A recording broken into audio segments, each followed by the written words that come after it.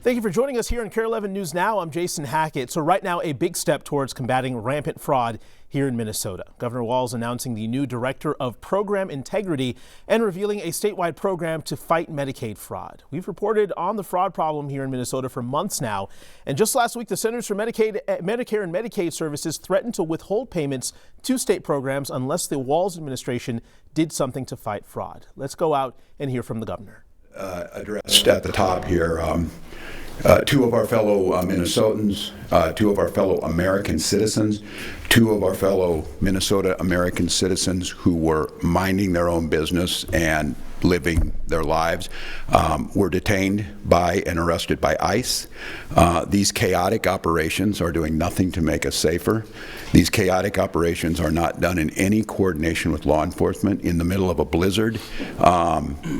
The absolute recklessness of doing some of this and the targeting of a specific community, unconscionable, does nothing to either address immigration. It certainly does nothing to address fraud in programs. It is very specifically aimed and very racially motivated towards a Somali community that matters greatly here. I know there was a hearing yesterday to get some answers on this. The DHS secretary left. No reason, stood up and left that hearing. I have not received a response to my letters asking about explanations on what's happening. I would note that I was in that hearing and I stayed for the 8.5 hours and answered all the questions. I think the expectation would be in a moment like this where American citizens' constitutional rights are being violated and put at risk, that there would be an answer. And also in the midst of this, I think it's really important. I'd like to acknowledge just the basic decency, not a surprise to everybody in here has been, but Senator Jim Abler's willingness to stand up and note that it should be the simplest thing in the world when the President of the United States calls an entire group of people garbage and our state garbage and hellhole, to just disavow that. You can still be very conservative. You can still call yourself a Republican. But I think if you want to call yourself a Minnesotan and you want to call yourself a decent human being, you follow Jim Abler's role here. He and I have battled on many issues. We disagree on a lot of policy issues. But I know over the years that he stands up for what's right. So I thank him, and I think for fellow Minnesotans to know in this moment, there's going to be a temptation as this happens and this recklessness happens. I would caution people, express your First Amendment rights, but it's clear the President wants a spectacle. It's clear they want to arrest more people. They have a made-up quota number by Stephen Miller, an unelected official, who's telling them just to arrest as many people possible so we can say it. They're not targeted on violent criminals. They're not targeted, obviously. They took American citizens. They deported a U.S. combat veteran who served this nation in uniform and deported him to South Korea, a country he has not been in since he was 8 years old. So I want to address it at the top of the hour. But back to here in this state and accepting responsibility and fixing problems, Minnesota is a great place to live. We rank at the very top of most states in quality of life. Affordability, we were recently named the 8th safest state in terms of crime. We were rated 2nd most retirement-friendly state, which is simply amazing since Florida was 1, and we are still 2nd on a day like today. And job opportunities. We understand the strength and prosperity of this state depends on the ability of every single Minnesotan to thrive. We are a state that chooses not to let people go hungry or homeless or uneducated. However, that generosity has been taken advantage of by an organized group of fraudsters and criminals. Minnesota's longstanding high standards of integrity of public funds go hand in hand with a culture of generosity. You can't have one without the other. Any amount of fraud is too much. That's why over the last several years, we've made many systematic changes to state government to both detect fraud and hold those accountable after it happened. Year after year, we brought new ideas to the legislature to stay ahead of the evolving tactics, and they are evolving. AI poses immense challenges in the fraud space. We've sought top-to-bottom change in state government to create stronger oversight. We leveraged outside experts. We modernized technology and hold criminals accountable. And we're building on that work today. I'm announcing today that Tim O'Malley will be the Director of Program Integrity. Tim can tell you a little bit about himself, but I think many of you in this room are familiar with him. He was a superintendent of BCA under Governor Paulini. He served the Archdiocese, the Catholic Archdiocese, on making sure that the integrity in their programs was maintained. And more recently, I asked him to fill in as the chief judge on the administrative hearing courts, which he did admirably. And I will note, made a culture change there that was the responses from the folks who work over there simply amazing. Tim, the former judge, former superintendent, as I said, will work across state government to strengthen fraud protection and protect taxpayer dollars. And I want to be clear, he's coming in here, as all these experts will say, and I do it with all my agencies, they are given the full autonomy to speak up when there are issues, to bring solutions forward, and to be with the understanding, and Tim made this clear yesterday as we were talking, he does not work for me. He works for the people of Minnesota, as all of us do. And in fact, he was so clear about that is he wanted to make sure that he rewrote the press release that went out to make sure that it reflects not a reality that we may craft, but the one that's truly there. So I'm truly looking forward to that. We're partnering with third-party experts from Waypoint. You're going to hear Josiah Lamb talk about that, to audit all programs and provide that private sector expertise, something we started doing when we had the problems with the MNLAR system and the licensing. We quit doing it internally, we went outside and it worked. We've installed new leadership inside DHS, and we'll work and continue to work with our federal partners every step of the way to make sure we have accountability. Shireen Gandhi has been over at DHS since January when we made changes over there, and she has brought, and you're going to hear some of it, accountability to the programs, but also doing something that's very challenging in any large organization, culture change amongst that. And I know some make the analysis that it's like turning a battleship. It's about knowing that our good state employees, that the default position is to serve their fellow Minnesotans. And I think what we're going to see is that we need to make sure we're taking those steps that while we're a generous state, we have to be skeptical. And we do that in a way that we still make sure that we're getting speed to the program. And Superintendent Evans has a great analogy to maybe talk a little bit about this. But speed with integrity of the program have to go hand in hand. And if it means slowing speed down a little bit to get the integrity, then that's exactly what has to happen. It's a problem we take seriously. It should not be a partisan issue. It should not be an excuse to defund popular programs. My biggest heartache in this and regret is I know all along I believe deeply in what state government can do. I have a long history both personally and in my public life around fiscal responsibilities, why Minnesota still across the board ranks as one of the most fiscally sound states, and the rating agencies continue to say so, of just making sure that we're stopping this. And the idea that you just complain and say as it happens or to blame doesn't work. Every governor has dealt with this. That's what my goal is that I'm the last one to deal with it on this level. So the bottom line is we have, just like in COVID, just like in every other situation, I take full responsibility for it. I think, and I will acknowledge certainly to Minnesotans and to the press here, I don't think we've done a good enough job of communicating the hard work that's been done, and that undermines state employees on the side of both. No state employees are involved in any of this. The work that's been done and the amount of money that has been saved and captured doesn't get told, because I think we need to be, I'm going to get more of a cadence around like COVID so that you all know. You don't have to guess. You can see what's happening. And that work has been being done by them. So if you try and commit fraud in Minnesota, and there's folks out there listening right now, you are going to prison eventually. I think the biggest thing on this is you'll hear from some of the experts here, many of these programs, especially federal Medicaid and Medicare, plagues every state. And when you sit down and dig into this, it takes weeks and weeks and weeks, and actually it takes years to become experts in this. These are programs that have been layered up in a spider web over the years that makes it incredibly difficult. And I think unwinding those or bringing about the integrity, it's the reason why we're seeing federal agencies under the Trump administration acknowledge the work that's being done, acknowledge that these things are better, and actually suggesting in other states when I talk to them about implementing that, because they're going to deal with it. COVID moved a lot of money very, very quickly, and our goal was to make sure we were moving that money so that people ate, that they were housed, that they had vaccines, but it also opened up the door to relax the guardrails and to have fraud be committed. So we're committed to getting this. It's why I'm incredibly proud to announce, and I'm going to turn it over to someone again.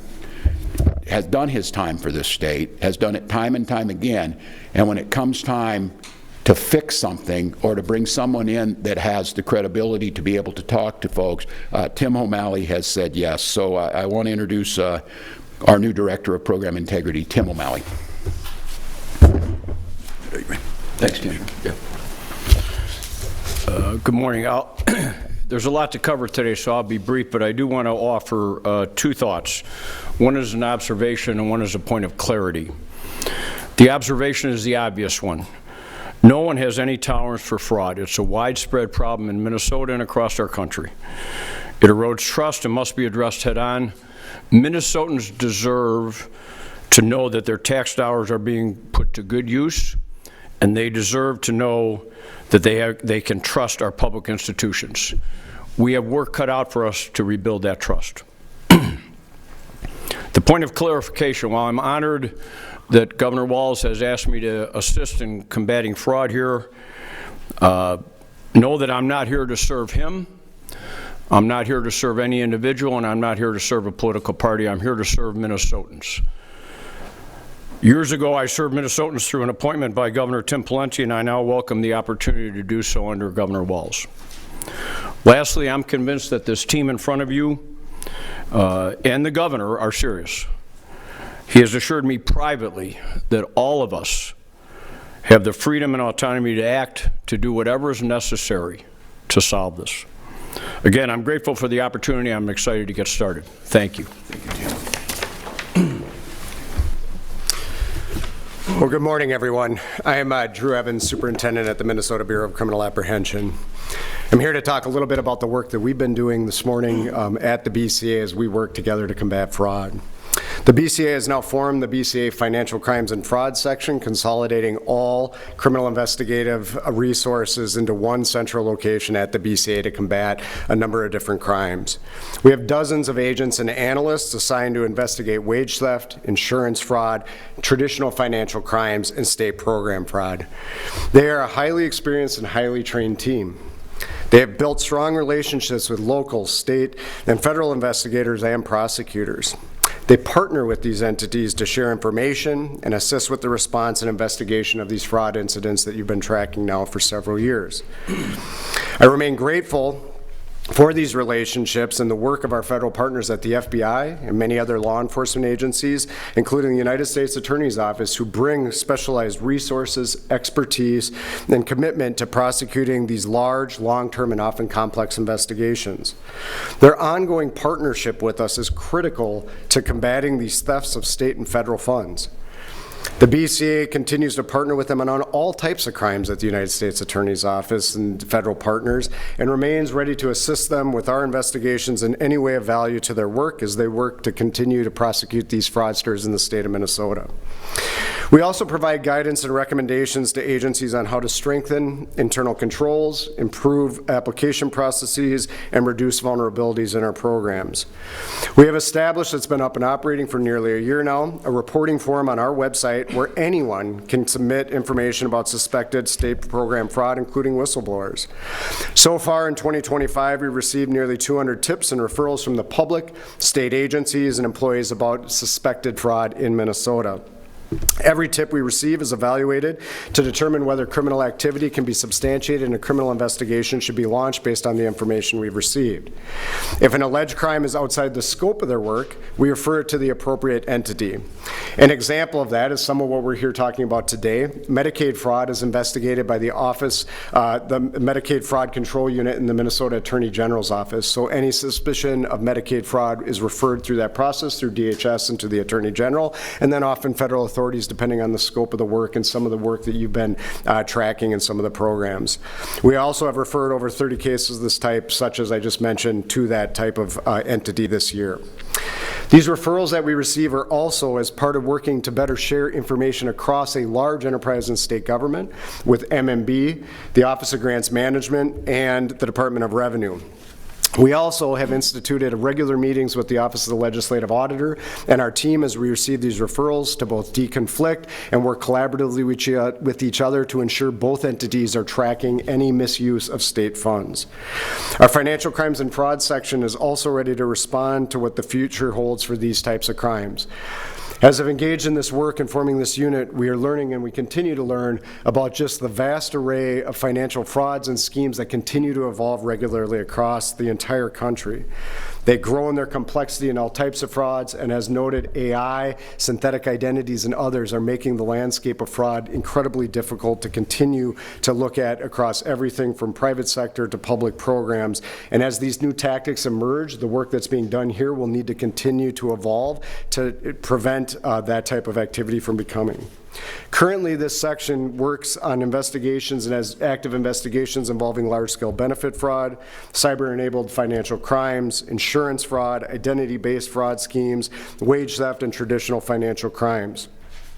While criminal enforcement is only part of the work required to change the current landscape and the culture that's been referenced here today in state program fraud, it is vitally important that we hold those that commit crimes and violate the trust of Minnesotans to be held criminally accountable for their actions.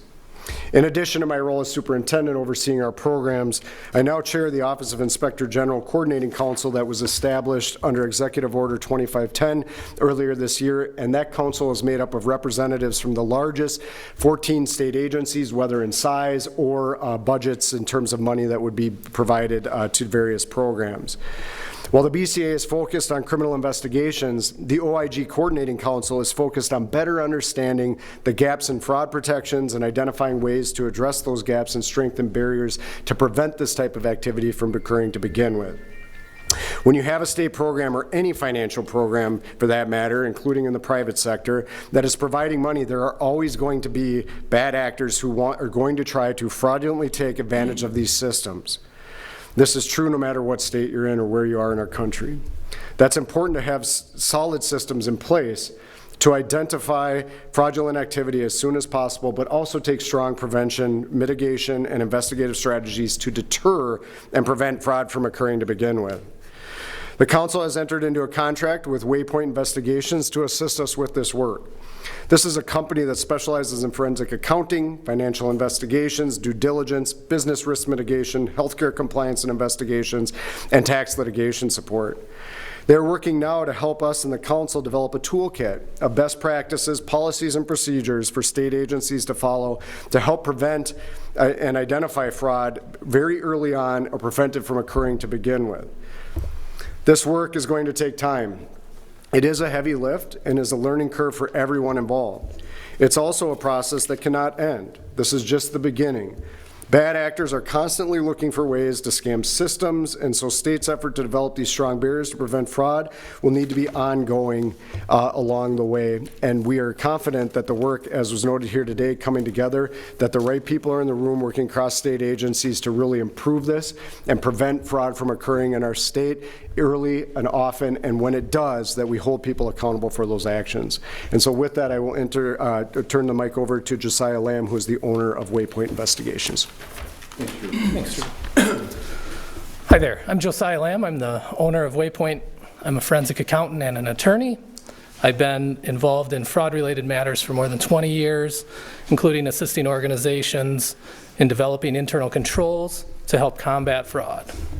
Our team of experts have similar backgrounds with decades of experience while working with federal law enforcement, public accounting, and law firms. In our current capacity, we are working with the BCA to build out this anti-fraud toolkit, which will include policies and procedures specifically designed to address fraud risks that can be utilized enterprise-wide to help prevent fraud in the future. This will serve as a baseline of anti-fraud policies and procedures for every agency to use. Part of this process includes meeting with individuals at each agency who have been tasked with addressing fraud to open the dialogue with the teams to better understand what's happening on the ground so we can implement a more robust anti-fraud set of policies and procedures.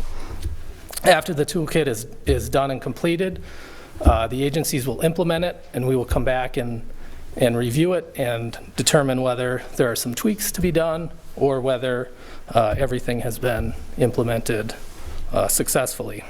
Again, as Drew said, we are in the early stages of the process, and we look forward to continuing working with the BCA to create this anti-fraud toolkit.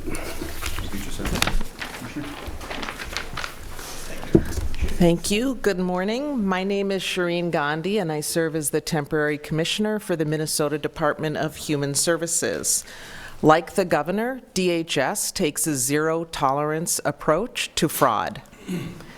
We are intently focused on solutions, strengthening program integrity, tightening oversight of services, and hardening our programs against attacks by criminals seeking to steal money from the people, the vulnerable people of Minnesota who need the services.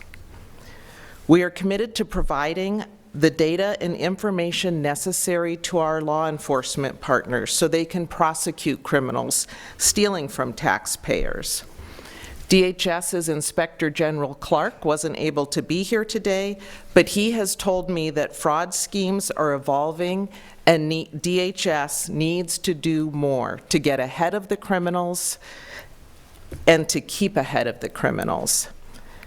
And as we do more to get ahead of the criminals, there are going to be more credible allegations of fraud established by our Inspector General's office. And as the administrative agency, DHS takes action quickly to stop payments when credible allegations of fraud are established, and then we refer those cases to law enforcement. Law enforcement is responsible for prosecuting the criminals. If you get caught stealing from Minnesota's most vulnerable people, I hope you go to prison. It is also critical that we continue to take more aggressive steps to prevent fraud. Governor Walz put forward a strong package of anti-fraud measures during session that passed with bipartisan support in 2025. A few examples from our agency are licensing autism services, reforms to billing for substance use disorder, treatment, and expanded authority to share data across state agencies so we can stop the bad actors faster. And the Governor's Executive Order 2510 empowered state agencies to accelerate and expand our fraud prevention work. We are moving even more quickly and aggressively to get ahead and keep ahead of the criminals. In carrying out Executive Order 2510 over the last 3 months, a few of the things DHS have done we have disenrolled about 800 inactive providers in our home and community-based services program that hadn't billed in over a year. This action reduces the administrative challenges of overseeing providers who are not providing services to Minnesotans. We increased the risk level of 9 additional Medicaid benefits, so now we have 14 services that we consider high risk. That action gives us more tools to tighten oversight, including pre-enrollment site visits, unannounced site visits, criminal background checks, and fingerprinting for those with ownership interests. We also signed a contract with a third-party vendor to audit billing information and data in these 14 high-risk programs. Using this new technology allows us to move upstream by applying advanced analytics to identify risks before we make payments. And that helps us to move away from the pay and chase approach. Most recently, we also announced a 2-year pause on licenses for new home and community-based service providers. The growth in licensed providers has far outpaced the growth in participants. A pause with an exception process to ensure Minnesotans can access services as needed will allow us to provide necessary monitoring and oversight of the providers.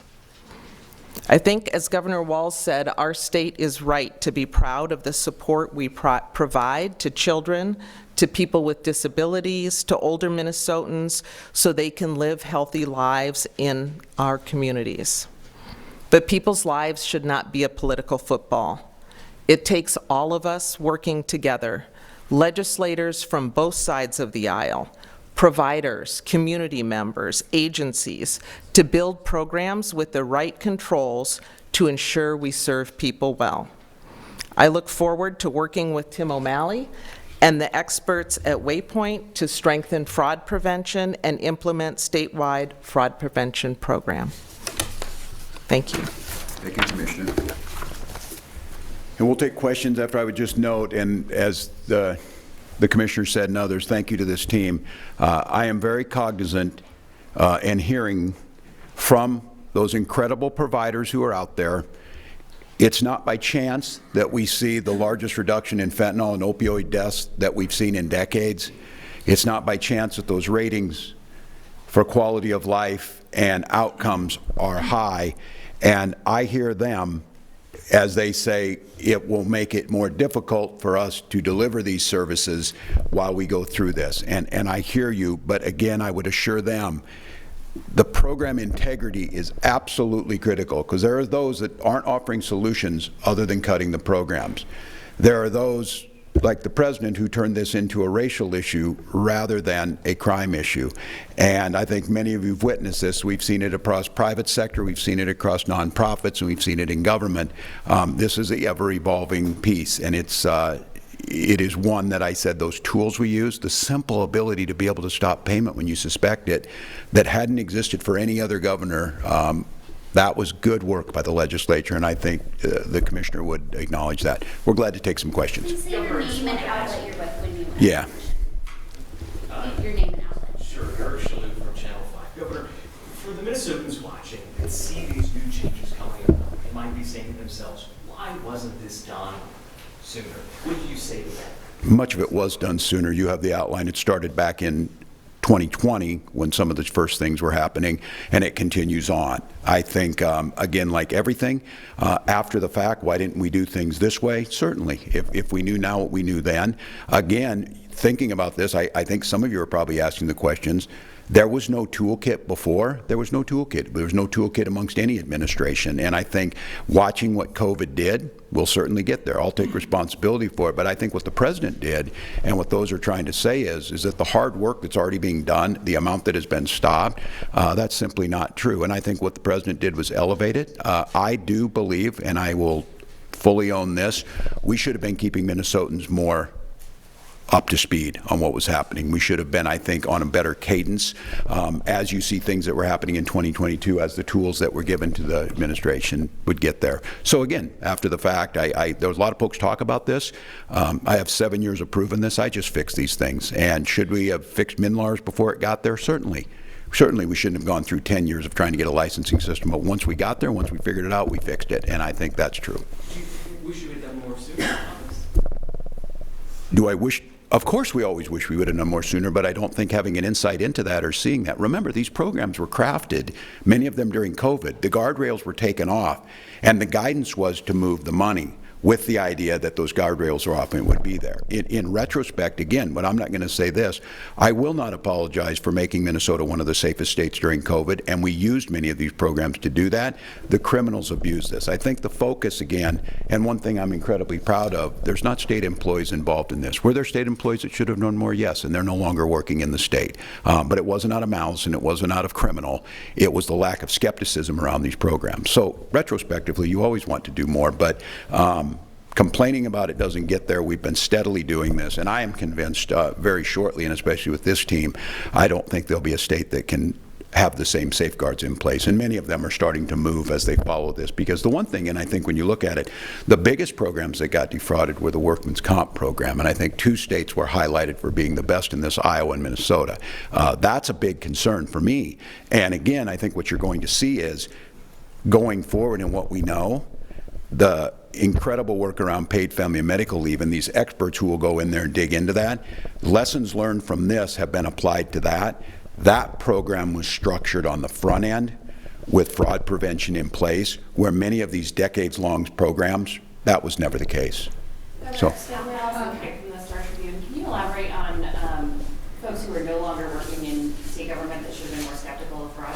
Well, you've got a new commissioner at DHS. You have a new commissioner at the Department of Education. You've got some folks who are working over there. Look, these were folks that I think doing the best they can, trying to do what they can. There is no evidence or even no inkling that any of these people did anything illegal, but we needed a culture change. We needed some folks who needed to speak. And look, I think there's, and it's, I will stand for this. The person responsible is me. I'm the one responsible, and I hire these folks, they do the work. I'm not going to drag somebody in front of the press and embarrass them on this, because look, the Commissioner of Department of Human Services is the one responsible for us seeing the notes and seeing the work that was done on children's mental health has improved dramatically under this work that we've done. That's what they're working on most of the time. So we've got new commissioners, we've got new leadership over there. We've built out the team. We brought in the folks from BCA, the investigators, and I think what you're seeing now, you're going to see it in the news, because those are people being caught because of the system. Keep in mind, it's going on in everywhere, private sector or whatever. If you're not hearing about it, it just means people aren't getting caught. It doesn't mean it's not happening. So. Mary Murphy with Foreign News Service. Governor, do you have any information on how the state is paying for both this new position and the contract, and then how much it's going to cost as well? Drew? Yeah, so I can't speak for the new position, but what I can tell you is, you know, as the governor has noted, this is an all-of-government approach. So all of the state agencies are going to bear the cost for the work that we're doing here, because that amount of money that will be spent on these contracts and the work that's being done needs to be implemented across the enterprise. So all state agencies, we have processes in place that we share costs when it's something that benefits the enterprise as a whole. So the cost for these will be spread across all state agencies. Do you have an estimate for any kind of The contract with Waypoint is up to $200,000, but we bill on a basis, so we'll see where that is, and we'll continue to evaluate. At the end of the day, with any of these contracts that we look at, we're going to pay until the work is done. That's what we're doing at this time, is that contract will be there, but we're going to continue to enter in those until we feel very confident that we have the right processes, procedures, and mitigation efforts in place. This is a really good question. I'd follow up. It's a really good question, because all this work in state government always costs money on the front end, and our budgets are set by the legislature as we ask for it. We cannot deficit spend, nor will we. They come out of existing budgets, and one of the things you're going to hear from the commissioners is that, and as Drew pointed out, you have to add some of these full-time positions to that.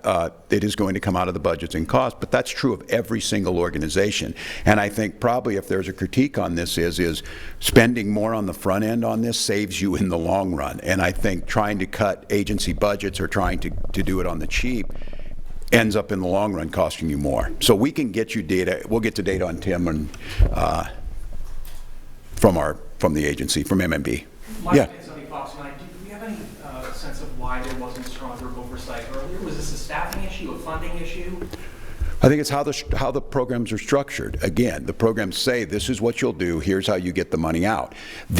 Looking at them, these people are filling it out. Now, the Feeding Our Future is kind of a unique case because of the chaos around COVID and the amount of money that was there. But we look through these, and again, I would remind all of you, we clearly had one in there in 2021, and I said, don't pay them. And they said, you can't do that. You don't have that authority. I said, do not pay them. Let them sue me. They did. And they won. And we paid them. And then they got caught and went to jail after the fact. So a lot of it is that the programs that are set up, and the Medicaid experts who are here, very challenging, because again, and I would assume we're going to see this, there will probably be holds put on legitimate folks for reasons that look like that, and they may bring us to court. Now I have the legal authority at least to stop payment. So I think a lot of it is that they're following the rules, they're trying to get there. It's this change again. We're going to have to be more skeptical about it. You see it, and Drew, I don't want to speak to what the number was. The bulk of all of this in terms of the money is coming out basically out of the Medicaid program.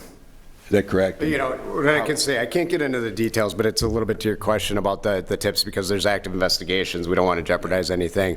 I did a review of the referrals and tips that came in. What I would tell you that is not news to anybody here, and it was alluded to by the commissioner, that you will see additional prosecutions related to some of these Medicaid programs as they are doing their diligent work going through all this, that the bulk of what I would consider the most egregious and legitimate tips and referrals coming through that portal were absolutely related to this Medicaid program, which is not news to this team. That's something they knew and they've been identifying.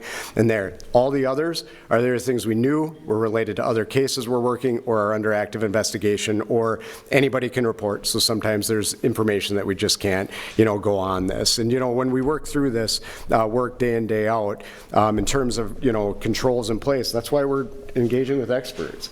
As you learn these things in programs that existed for dozens of years, and then you see, this is true in the private sector and the fraud work that we do, when criminals find a thread that they can exploit, they're going to exploit it.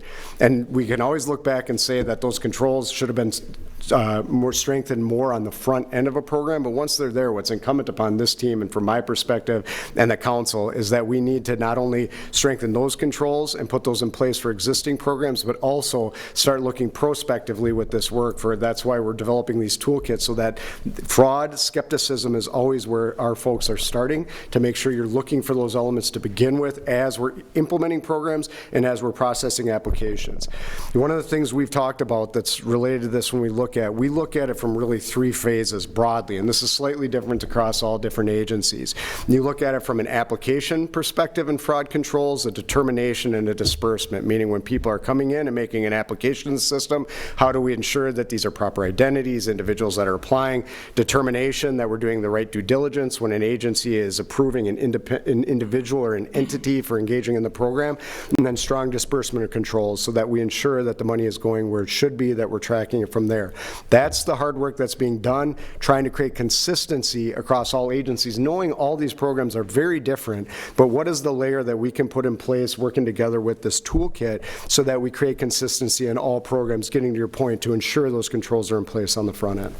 Governor, AJ McGill from PR11. Does Minnesota need to increase penalties? Currently, Sure. you steal millions of dollars in Medicaid, and it's the same sentence as walking into Target and stealing TV. Yeah, well, yes, and I don't want to jeopardize anything on this and say, I come back to this. The sense of just being furious around this, one, it undermines faith in government at a time, to be quite honest with you, that I think is one of the scariest in our nation's history around government and the faith in it. Yes, and we did do a little bit. I think they get viewed as victimless crimes or something. They are not victimless crimes, because that's going to mean there's less money in substance use disorder, that Jeremy Drucker and his team saved lives, made a difference in some really innovative programs, and they don't have as much money. So I do think that. I'll go back to the legislature again. I think that would be something that Republicans would definitely agree with us on. But I do tell all of you, you heard a little bit of this as Drew said, that building these cases. Many of these go back decades. Keep in mind, there's people who have been getting away with this for a long time. There was nothing there, especially in Medicaid fraud.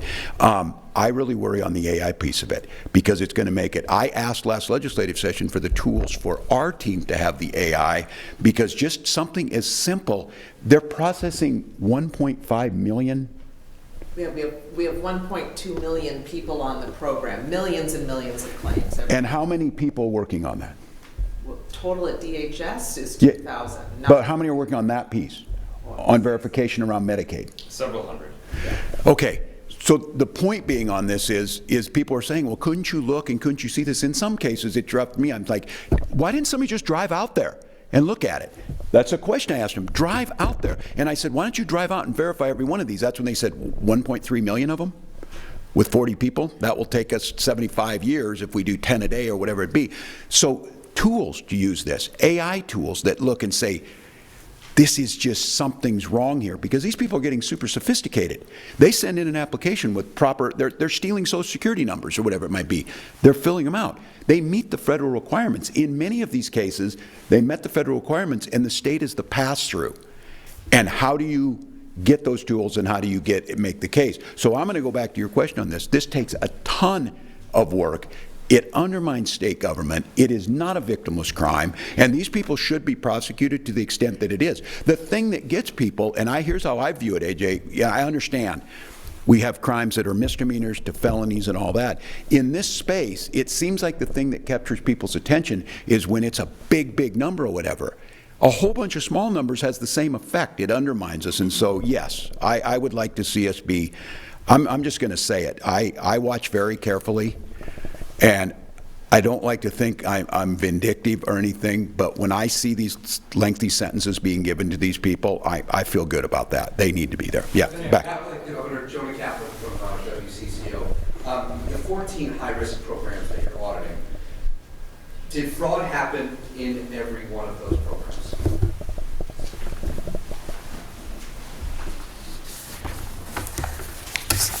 So the 14 high-risk programs were designated high-risk for a number of reasons. So Were they designated because fraud could happen, or you've identified fraud both. that happened? Both. They were, In all 14? well, some of them are new and just getting up and running, so not much opportunity yet, but we're concerned about it because of the controls. And so I think it's very important that we work with the legislature on the front end to design these programs and to have the internal controls throughout. We're owning at DHS more controls than we already have. And then one of the reasons that these got designated high risk is because we started using data analytics within DHS, looking at trends and outliers, and we saw concerning patterns in that data.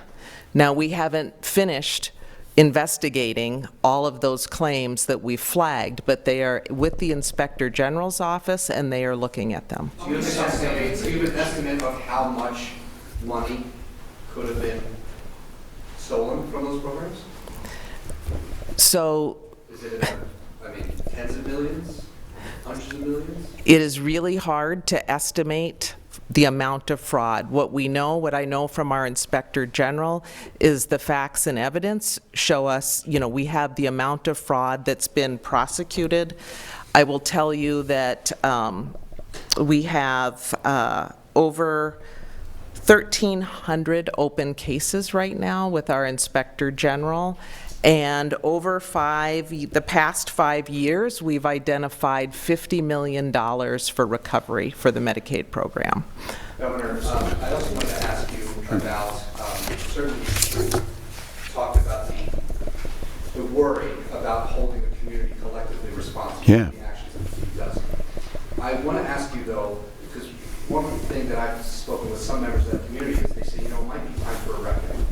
Do you want to hear more from members and leaders from the Somali community to say, we need to look at ourselves, we need to hold our own neighbors accountable, because look at the damage that this has done to our community. What do you want to hear more from, instead of just saying, don't blame us? Do you want to see more ownership and oversight from within the Somali? Look, it's not law-abiding citizens. If that were the case, there's a lot of white men should be holding a lot of white men accountable for the crimes that they have committed. I think for the community to maybe educate their population, because I think what you're seeing here is there's secondary victims in this, that there's providers inside the community that are then victimizing the community themselves by signing them up, because when we're going to some of these people, they're like, I had no idea I was in this program. So I think it's asking us then, for every crime, which of course the majority being committed by white men, asking us to do more about that. I think it's crime in general. And I think the biggest thing on this is just making sure that we're educating the population. And again, this is 80 people or so that have been convicted in this, maybe some more in that, out of a broader ring. Medicaid fraud will stretch across all racial demographics, all ethnic groups. So I think it's really important for us to note each community's got this in their own midst, but to blame them and say that they should have been responsible for stopping it, I think that's a pretty hard reach. I think we continue to educate folks about why they shouldn't commit crimes. You would hope that it's being taught both at home and at schools and in our society. But no, I think this idea that the Somali community's to blame for this because they didn't do more, I think that's how we got into this. And that's, again, I know we're not going to lose the whole plot here. All this work that's being done, Donald Trump brought this to the attention like this is something brand new. This is not brand new, and it's been being worked on, but he made it white hot and very dangerous. Yeah. Governor Ryan with Channel 5, was there a specific moment, a specific date, when you realized we have a fraud problem in Minnesota? Well, I think it's always there. I don't think a specific date, but I think I was always concerned with COVID, because if you're in on these decisions that we're making, the amount of funds that we're moving across the country and the fraud allegations that were coming up across the country. I think the one that really, when I started to see some of this, was very early on. I knew there was going to be a problem. I personally apparently applied for unemployment benefits in 3 different states under my Social Security number, my name. I got the notices from Illinois, I think Missouri, and one other, and I said, my God, how much would this be happening? And that's when I went, the first one, and this was early in COVID, went to DEED and asked about it. My first concern was in the unemployment insurance, and that is pretty solid, pretty clear, but we were talking about it then, that we have to be very, very careful. But again, I think in retrospect on this, my fear, and I think the world's fear, was food shortages, lack of access to health care, lack of access to basic services during COVID, and it outweighed that. But what does COVID have to do with, like, autism providers? It has everything to do with it, that the money was moving quickly at that time, and a lot of these programs brought down the guardrails on all those programs to make sure they got out, because they weren't able to deliver services the same way, in-home services and things like that. And that's when you first start seeing it. And it's pretty complex how the payment goes. And a lot of these folks are fairly sophisticated. I think this oversimplification, like, you know, you should have caught them and know they weren't doing it. Once we have the tools now to see the outliers, to see the things that are falling outside of that, we got a better picture. In retrospect, do I wish we had all these tools when COVID started? Yes, I certainly do. Governor, how did we go from earlier this year, the former commissioner of DHS sitting here at the Capitol and telling Minnesota there's more rumors of fraud than there is actual fraud, to what we're hearing today? I certainly never said that. I never at once said that. I said I do not know. My gut feeling is, just like anywhere, this is a problem across the country. We were seeing folks, maybe not just outright fraud, running into buildings, crashing, you know, the display cases and running out with stuff. That crime had increased, all of those things. So I was focusing on, across this, crimes on carjackings, which some of you remember a few years ago was top priority. We went from 87 to 12. Massive decreases on that. So focusing across crime in this, I fully suspect, and I fully suspect right now, they will continue to work around this. These are people that you would have thought, once they saw all these people going to prison, they would have cut their losses and taken off. Not the case. Not the case. They'll continue to do it. So what's the messaging from the state, though? The commissioner of DHS sat here and told the Senate. That commissioner is not here. That commissioner is no longer working for the state of Minnesota, and I never said such a thing. So I think you understand the accountability pieces that go with this, because I am under no illusion that these things weren't happening. I'm under no illusion it's not happening everywhere. My God, we saw it at the Chamber of Commerce. We see it that the folks are out there. And I think now, getting at the heart of it, and what my charge to them and this team here and across state government is, we now know where the situation is. We have a better picture into it. We are going to continue to be a generous state that helps folks, but we're going to do so with a skepticism that they haven't seen. And when I say haven't seen ever through any administration that you're going to see now.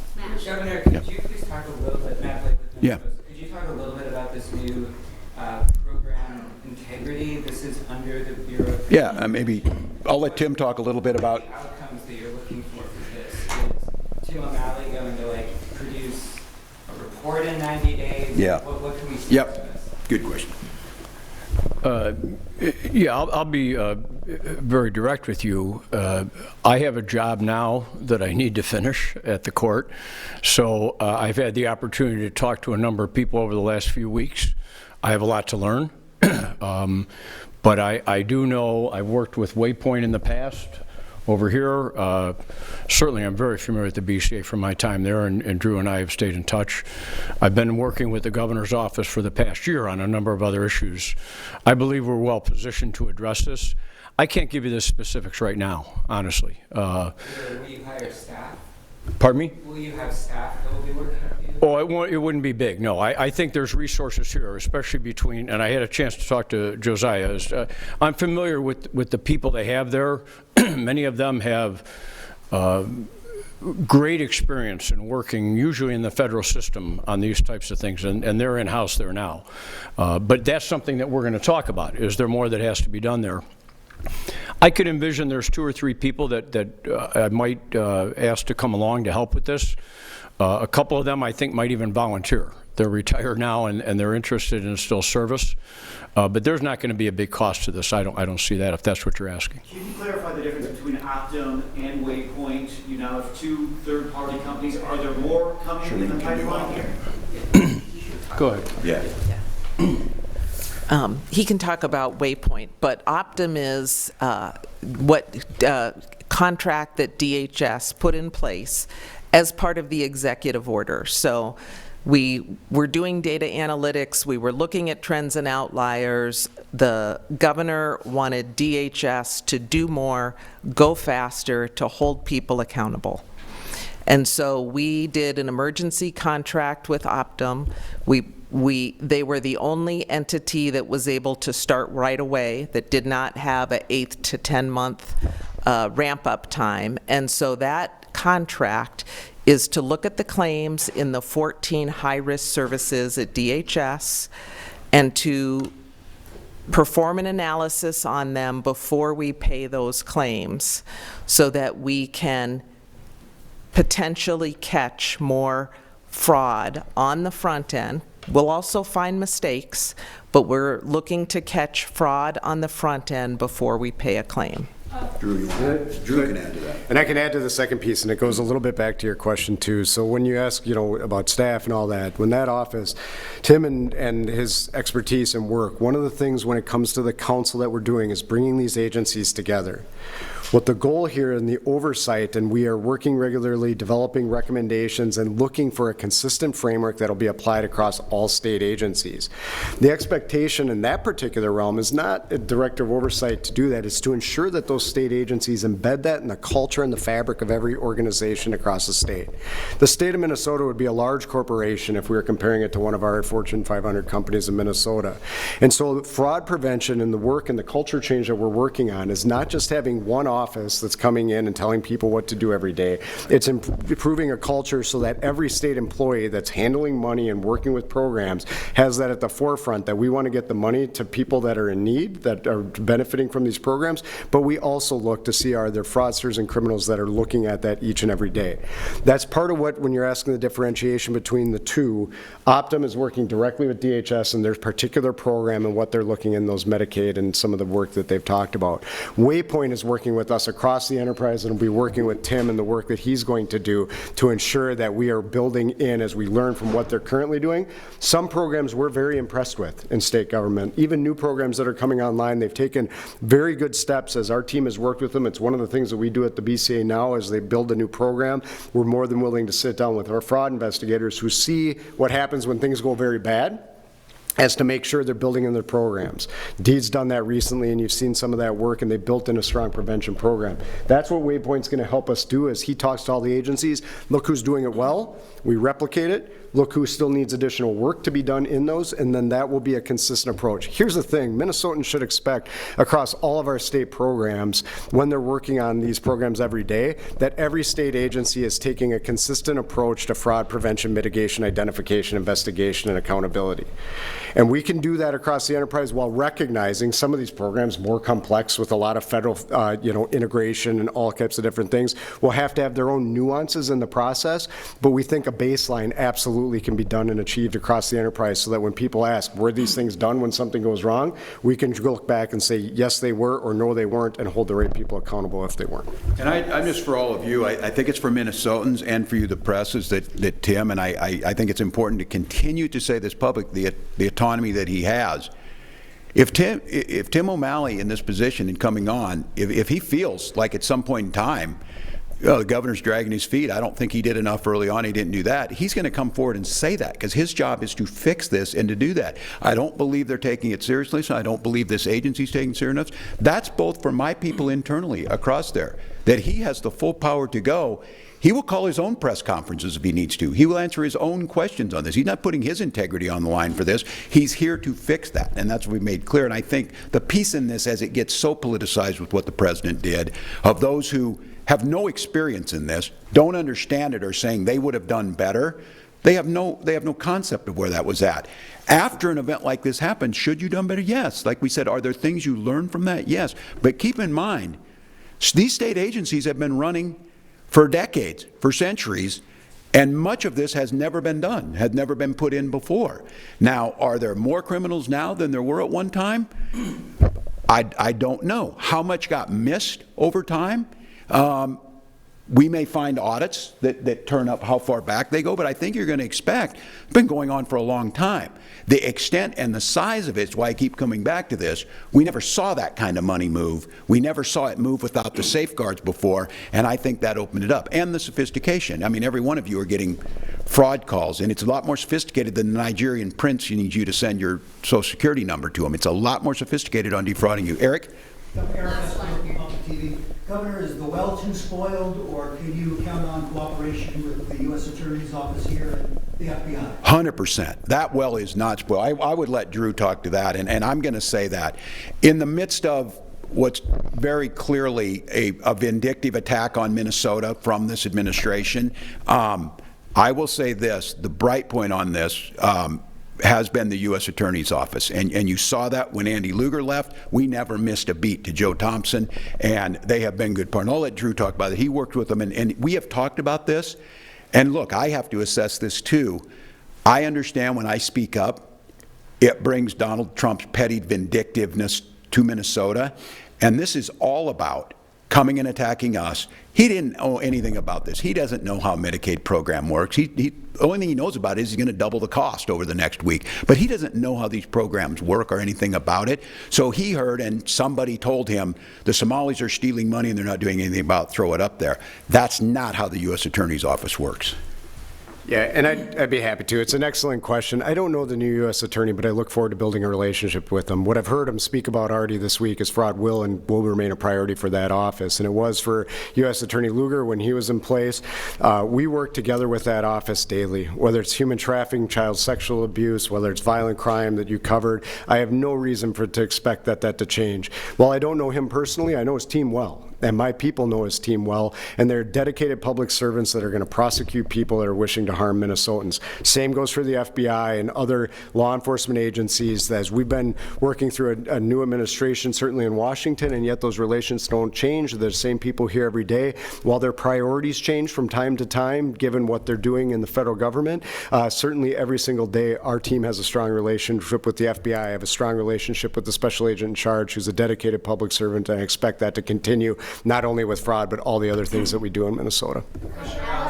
Who hasn't got one? Has anybody not got one that needs one? All right. Governor, can I just ask an off-topic really quickly? Sure. If we had any more on topic, and then we'll go. I'm going to release these guys. Alex DeRocher, St. Paul Pioneer Press. I just wanted to clarify, when you said earlier folks aren't working for DHS anymore, Yep. That is directly connected to fraud. Those people are no longer commissioners. Look, we needed a change in culture, and those people are no longer working. As I said again, those are dedicated public servants who helped usher us through the most difficult time in state history in COVID, had got us the best outcomes of almost any state in the nation.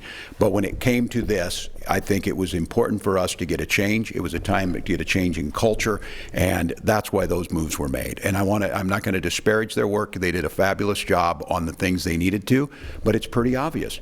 Fraud happened.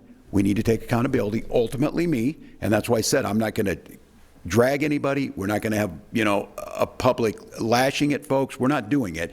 But we are going to hold people accountable. These agency heads know that they're to be there. That's about changing culture, changing responsibility. And again, not out of malice, not out of crime, but more so just following the rules and getting that money out the door. We have to change that a little bit. Did you say people lost their jobs because of fraud? Is that New leadership was needed because of this threat. But, for example, Commissioner Gandhi comes to this not because she's just fixing fraud in the culture, which she's doing, is because she manages these programs so well, and that can't get lost in this. The outcomes of the programs, whether it's Medicaid or whether it's substance use disorder, we're getting better results in almost any other state. The problem is we could be doing even more if we have these resources. Okay, Allison,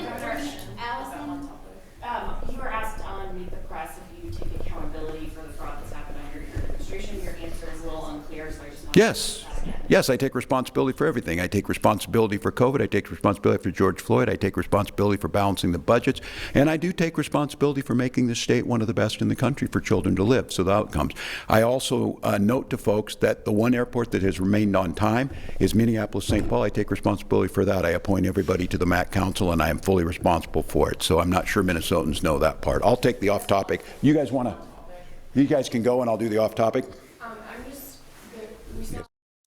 Hearing there from Governor Walz here for the past hour or so, talking about this statewide fraud prevention program that is being created here. Of course, fraud has been in the news nationwide. President Trump commenting on it, and his comments on Somalis living here in Minnesota have definitely made national news. The governor addressing that, starting his press conference here with comments on ICE and talking about how the ICE raids going on here in Minnesota have nothing to do with immigration, calling them racially motivated, then moving into this fraud prevention program, introducing Tim O'Malley, the director of program integrity, a man that has a lot of law enforcement experience, including with the FBI, also stepped into another high-profile scandal back in 2014 with the Archdiocese of St. Paul and Minneapolis as the director of ministerial standards in response to sexual misconduct and abuse by clergy, some allegations there. So